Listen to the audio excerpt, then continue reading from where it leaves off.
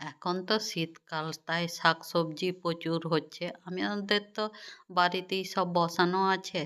বেগুন গাছ থেকে দুটো বেগুন তুললাম, কিছু মূলো শাক, একেবারে কচি মূলো শাক তুললাম। তারপরে সবজিগুলোকে সব ভালো করে কেটে নিয়ে ধুয়ে রেখে দিলাম। তারপর সব একে একে ভেজে তুললাম। সেই তেলের মধ্যেই একটু জিরে ফোড়ন দিয়ে পেঁয়াজটাকে ভেজে নিলাম। তারপরে আদা রসুন লঙ্কা বাটা, জিরে ধনে হলুদ পরিমাণ মতো লবণ দিয়ে মশলাটাকে কষে নিয়ে শাকটা দিয়ে দিলাম। শাকটা একটু কষা হলে অনেকটা জল ছেড়ে দিল। তারপরে সবজিগুলো দিয়ে ভালো করে কষে নিলাম।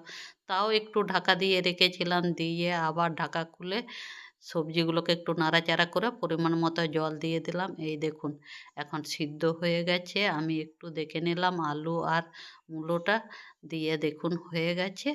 রান্না আমার কমপ্লিট।